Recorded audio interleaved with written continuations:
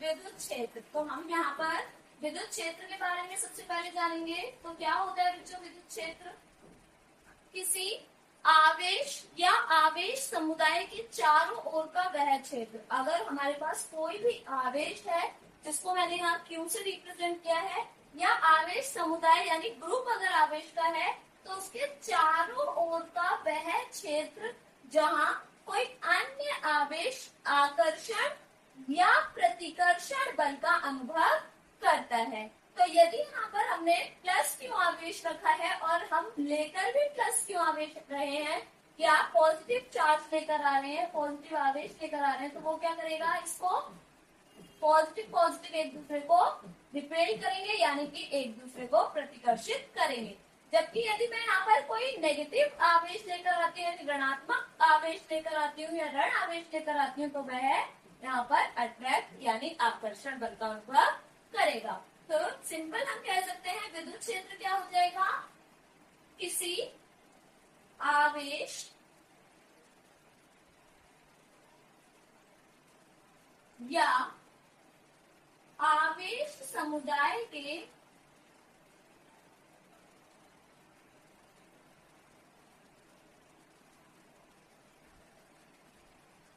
चारों ओर का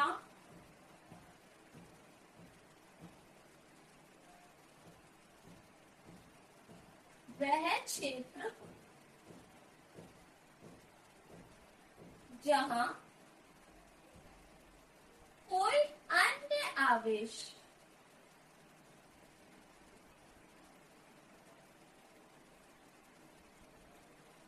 क्या कर रहा होगा? आकर्षण या प्रतिकर्षण बल का अनुभव कर रहा होगा। तो कोई अन्य आवेश आकर्षण या प्रतिकर्षण बल का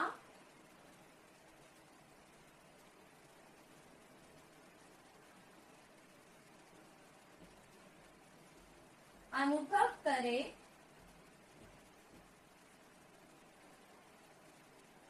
विद्युत क्षेत्र कहलाता है।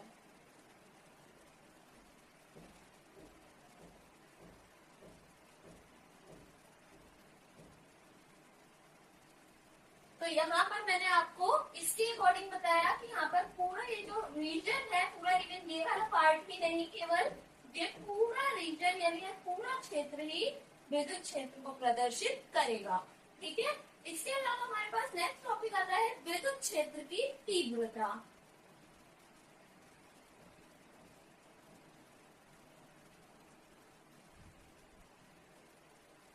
अर्थात इंटेंसिटी ऑफ इलेक्ट्रिक फील्ड। तो हमारी विद्युत क्षेत्र की तीव्रता के लिए अगर हम समझें तो क्या हो जाएगी विद्युत क्षेत्र की तीव्रता? किसी परीक्षण आवेश। तो परीक्षण आवेश कैसा आवेश होता है बच्चों? परीक्षण आवेश एक ऐसा आवेश जिसका स्वयं का कोई विद्युत क्षेत्र नहीं होता, उसे परीक्षण आवेश कहा जाता है। यहाँ पर हम अक्सर धन परीक्षण आवेश को प्रयोग किया जाता है। तो किसी परीक्षण आवेश पर या किसी एकांक परीक्षण आवेश पर, तो यहाँ पर हम लिखेंगे कि किसी एकांक का अर्थ है कि मैं परीक्षण आवेश का मान क्या ले रही हूँ? 1, उसका परिमाण 1 लिया जा रहा है। तो किसी एकांक परीक्षण आवेश पर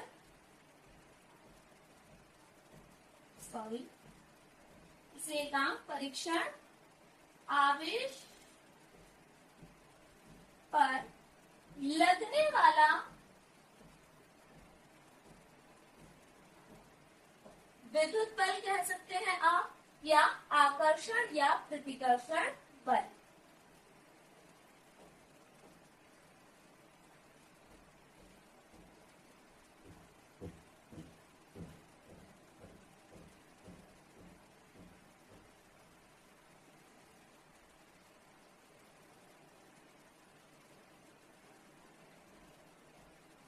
विद्युत क्षेत्र की तीव्रता कहलाता है।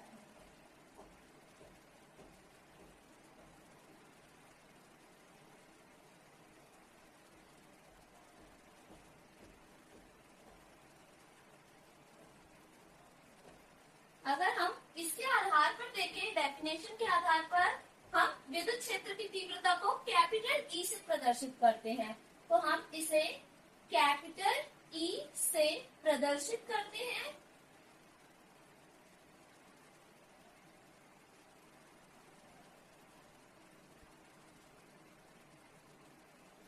यह एक सदिश राशि है।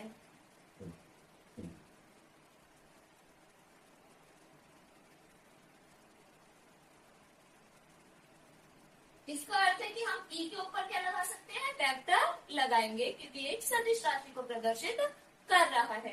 तो इसके अकॉर्डिंग अगर मैं बात करूं यहाँ पर डेफिनेशन यानी परिभाषा के आधार पर कि विद्युत क्षेत्र की तीव्रता एकांक परीक्षण आवेश, तो हम परीक्षण आवेश यदि हमने माना क्यू नॉट के माना कि परीक्षण आवेश क्यू नॉट है और उस पर लगने वाला बल कितना हो जाए, एफ हो जाए, तो विद्युत क्षेत्र की तीव्रता क्या हो जाएगी, तो E vector is equal to F upon में क्यू नॉट, क्योंकि यहाँ पर मैंने परीक्षण आवेश को क्या ले लिया, बल, तो विद्युत क्षेत्र की तीव्रता किसके इक्वल हो गई, बल के इक्वल, जिसको हमने लैंग्वेज में लिखा कि एकांक परीक्षण आवेश पर लगने वाला विद्युत बल अर्थात आकर्षण या प्रतिकर्षण बल विद्युत क्षेत्र की तीव्रता कहलाता है, और इसे हम ई से प्रदर्शित करते हैं।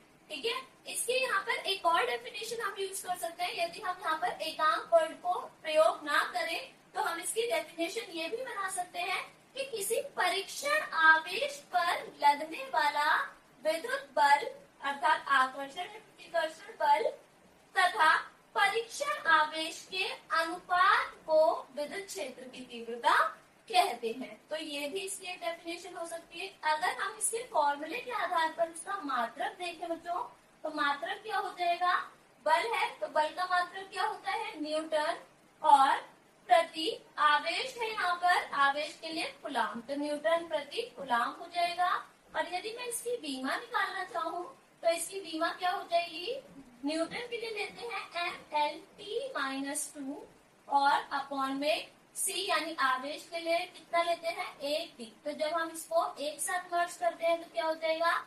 MLT-2 है, T यहाँ से यहाँ पर +1 है, ऊपर जाएगा तो -1 की रूप में ही जाएगा, और -1 और -2 कितना हो जाएगा, -3। ऐसे ही यहाँ पर ए भी क्या है, पावर यहाँ पर ए भी 1 है, ऊपर जाएगा तो -1, तो A-1। तो इस तरीके से विद्युत क्षेत्र की तीव्रता की जो बीमा होगी वो क्या हो जाएगी, MLT-3 A-1। ठीक है, तो इसके नेक्स्ट हम इसका व्यंजक भी निकाल कर देखेंगे कि किस प्रकार से इसका व्यंजक हमारे सामने प्रदर्शित होगा। ठीक है, इसके बाद हम जैसे कि बिंदु आवेश के कारण विद्युत क्षेत्र की तीव्रता किस प्रकार से आएगी उसकी डेरिवेशन की बात कर देते हैं। तो अब हम इसको डिस्कस करते हैं।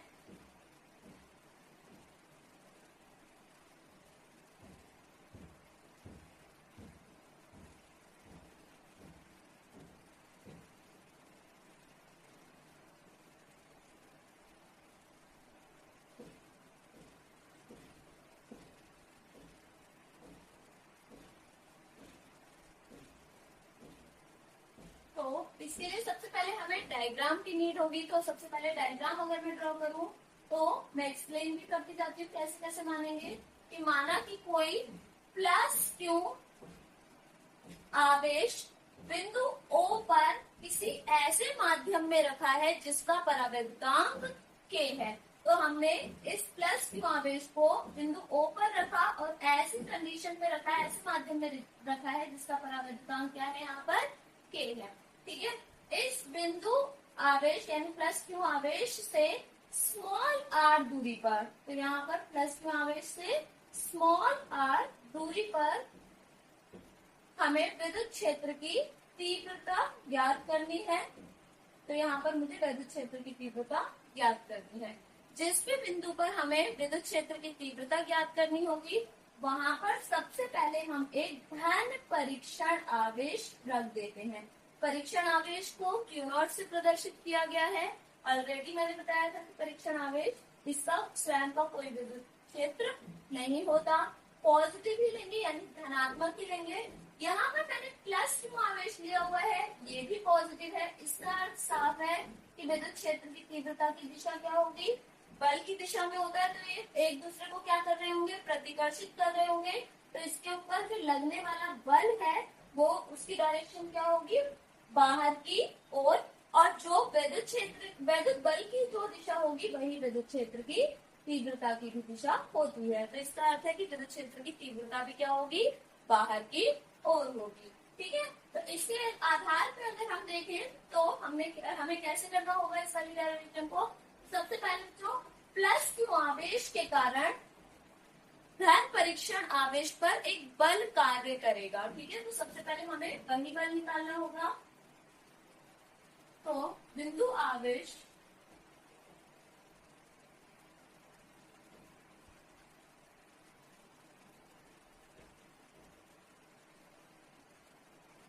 अर्थात प्लस क्यू के कारण जिस भी बिंदु पर हमें मानना है, तो यहाँ पर हम विद्युत क्षेत्र की तीव्रता निकाल रहे हैं, तो मैंने इसको बिंदु P मान दिया कि बिंदु P पर विद्युत क्षेत्र की तीव्रता की गणना हमें करनी है।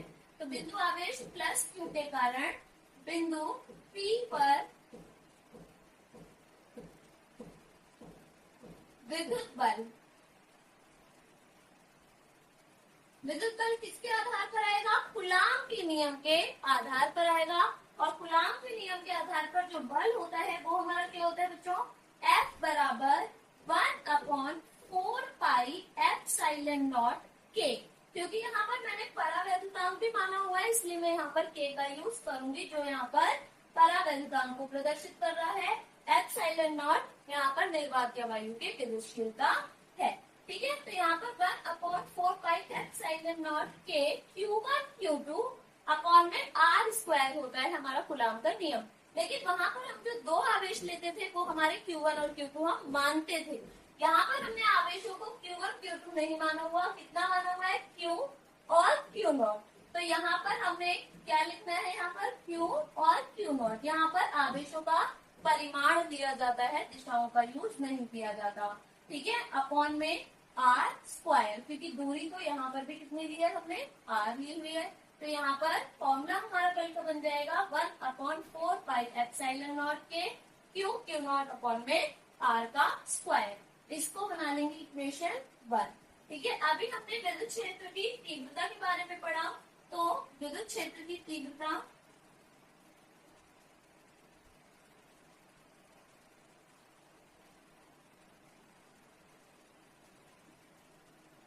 विद्युत क्षेत्र की तीव्रता हमारे पास क्या होती है, E vector is equal to F vector upon में Q नॉट। यह भी हमने जस्ट पहले वाले कॉन्सेप्ट में समझा है। ठीक है, यहाँ पर अगर हम F की वैल्यू पुट कर दें इक्वेशन 2 में, ठीक है, तो समीकरण 2 में F समीकरण 1 से F का मान समीकरण 2 में रखने पर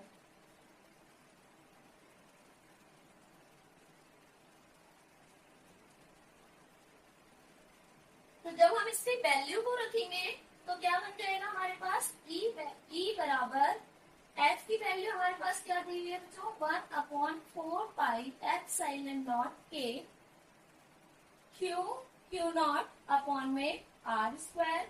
ये हमारे पास F की वैल्यू हो गई, और साथ में यहाँ पर क्या है, डिवाइड में Q0 भी है। तो यहाँ से हम Q0 से Q0 की वैल्यू को कैंसिल कर देंगे। तो यहाँ पर हमारा फॉर्मूला जो बन जाएगा वो क्या बन जाएगा, 1/4 पाई एप्सिलॉन नॉट के Q अपॉन में R स्क्वायर।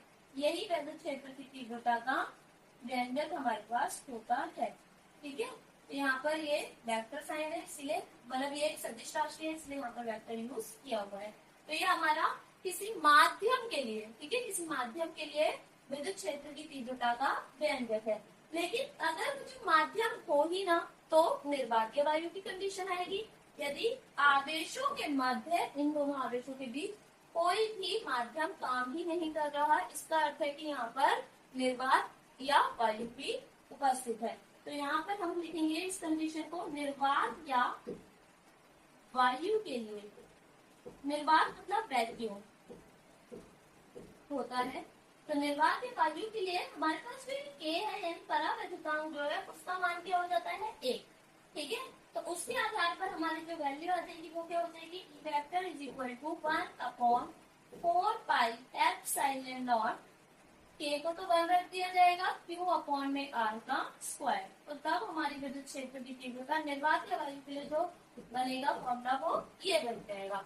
ठीक है, इसी को अगर हम गणनाओं के रूप में देख लें या फिर हम कह सकते हैं कि अगर हम इसको कैलकुलेशन के मेथड से देखें या इसका मैथमेटिकल एक्सप्रेशन देखेंगे तो वो क्या बन जाएगा, यहाँ पर 1/4 पाई एप्सिलॉन नॉट को जब सॉल्व करते हैं तो आपकी वैल्यू आती है 9 इंटू 10 की पावर 9।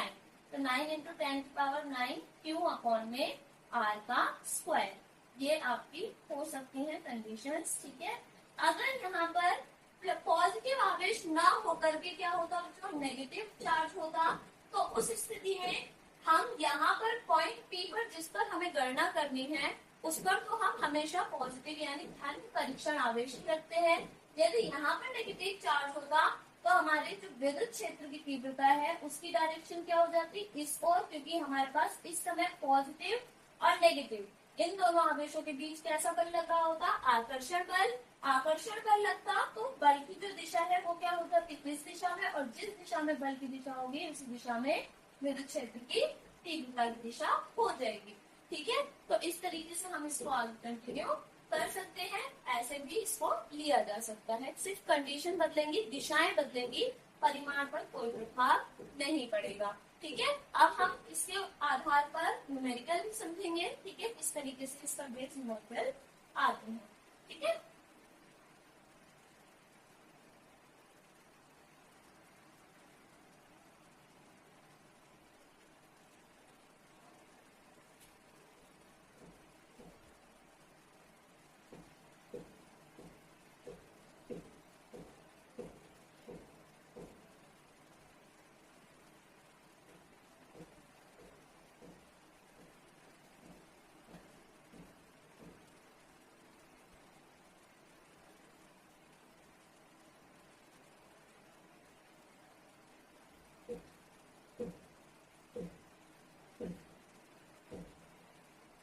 विद्युत क्षेत्र की तीव्रता के आधार पर अब हम न्यूमेरिकल समझेंगे। किस तरीके से होंगे न्यूमेरिकल इसके, जैसे हमारे पास एक न्यूमेरिकल है इसका कि उस विद्युत क्षेत्र की तीव्रता ज्ञात कीजिए। तो यहाँ पर क्वेश्चन है हमारे पास कि उस विद्युत क्षेत्र की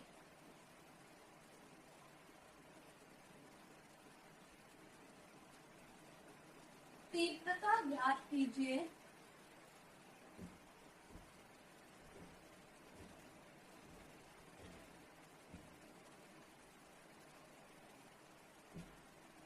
जो 0.001 मिलीग्राम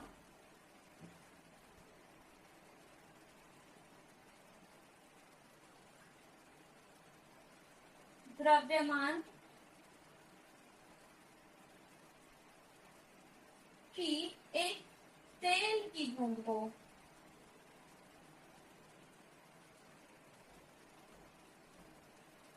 एक तेल की बूंद है जिसका द्रव्यमान हमें दे दिया 0.001 मिलीग्राम। इस बूंद को और इस बूंद पर जिस पर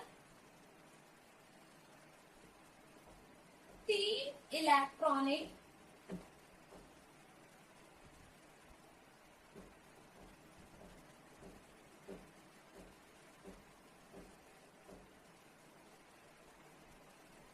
आवेश है, इसको संतुलन कर सके या संतुलित कर सके।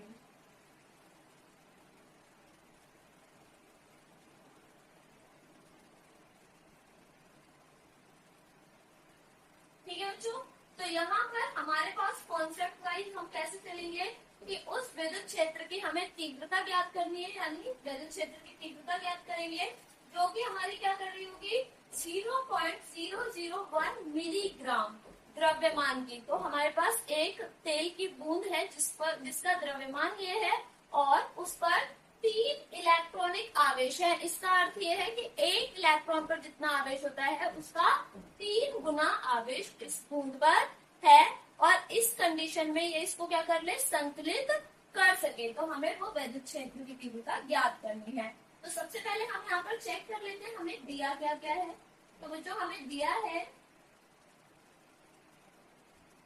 द्रव्यमान दे रखा है गुण का, तो द्रव्यमान को हम m से प्रदर्शित करते हैं। कितना दे रखा है, 0.001 मिलीग्राम। मैं m से रिप्रेजेंट कर रही हूँ, ठीक है। आपको अगर मतलब अगर आप देखें तो मिलीग्राम से ग्राम में जाएंगे और फिर किलोग्राम में जाएंगे, क्योंकि हम स्टैंडर्ड यूनिट किलोग्राम लेते हैं द्रव्यमान की, ठीक है। मानक मात्रक जो है वो हम किलोग्राम लेते हैं। तो मिलीग्राम से ग्राम में जाते हैं तो 10⁻³ और फिर ग्राम से किलोग्राम में जाएंगे तब फिर 10⁻³, क्योंकि आप छोटी यूनिट से बड़ी यूनिट में जा रहे हैं, तो पावर माइनस में रहेगी, ठीक है। अब यहाँ पर 10⁻³ था, यहाँ से यहाँ तक पहुंचने में फिर से 10⁻³ तो क्या हो गया, 10⁻⁶ हो गया, ठीक है। यानी मिलीग्राम से किलोग्राम में जाएंगे तो 10⁻⁶ हो जाएगा। और यहाँ पर पॉइंट मेरे पास यहाँ है, यदि मैं इस पॉइंट को शिफ्ट करना चाहूँ कहाँ पर, यहाँ पर, तो मुझे कितने प्लेस चलना पड़ा, 1, 2 और 3, यानी 3 प्लेस तक मुझे चलना पड़ा। तो 10⁻³ और इसके साथ हो जाएगा माइनस का, तो 10⁻⁻6 और 10⁻⁻³ हो जाएगा 10⁻⁹। तो m को अगर मैं किलोग्राम में लिखना चाहूंगी तो मैं क्या लिख सकती हूँ, 1 × 10⁻⁹ किलोग्राम। ठीक, आगे हमारे पास है किस तेल की बूंद पर जिस पर 3 इलेक्ट्रॉनिक आवेश को हम Q से प्रदर्शित करते हैं, और हमें कहा गया है 3 इलेक्ट्रॉनिक यानी 3 × में E, इलेक्ट्रॉनिक यानी इलेक्ट्रॉन पर आवेश। और हमें पता है इलेक्ट्रॉनिक आवेश यानी 1 इलेक्ट्रॉन पर आवेश कितना होता है, 1.6 × 10⁻⁻19 कूलम होता है। तो यहाँ पर हम इसको ऐसे ही पुट कर देंगे, तो यहाँ पर ये Q की वैल्यू आ गई। अब जैसे ही बात हमारे पास संकलन की आती है, यानी हम संकलित करना चाहते हैं किसी को, तो इसका अर्थ क्या है, इस पर 2 फोर्स अप्लाई हो रहे होंगे, एक ऊपर की तरफ इस बूंद के ऊपर अगर हम इसको ड्रॉप माने, और एक नीचे की तरफ। नीचे की तरफ कौन सा फोर्स होगा, mg, ठीक है। F बराबर ma होता है, ठीक है, मास इंटू एक्सेलरेशन, यानी आपका द्रव्यमान गुणक त्वरण होता है। लेकिन यहाँ पर गुरुत्वीय त्वरण में यूज करेंगे, क्योंकि यहाँ पर ग्रेविटेशन फोर्स लग रहा है, यानी गुरुत्वाकर्षण बल कार्य कर रहा है नीचे की ओर लगने पर, ठीक है। तो ये हमारा क्या हो जाएगा, mg, और ऊपर जो बल लगेगा वो कौन सा लग रहा होगा, हमारा विद्युत बल लग रहा होगा, यानी F। तो सिंपली हम इसको समझ सकते हैं यहाँ पर कि F बराबर mg होगा। ये वाला F को जो है उसको मैं कह रही हूँ विद्युत बल। और अभी हमने रिसेंट में पढ़ा है कि E बराबर क्या होता है, F/Q होता है या Q0 होता है। यहाँ से अगर मैं F निकालना चाहूँ तो क्या हो जाएगा बच्चों, E × में Q0, क्योंकि मुझे तो यहाँ पर फॉर्मूले में कैसे भी करके E निकालना है, क्योंकि मेरे को विद्युत क्षेत्र की तीव्रता निकालनी जो कि कैपिटल E होती है। तो मैं F की जगह पर क्या पुट कर दूंगी, E × में Q।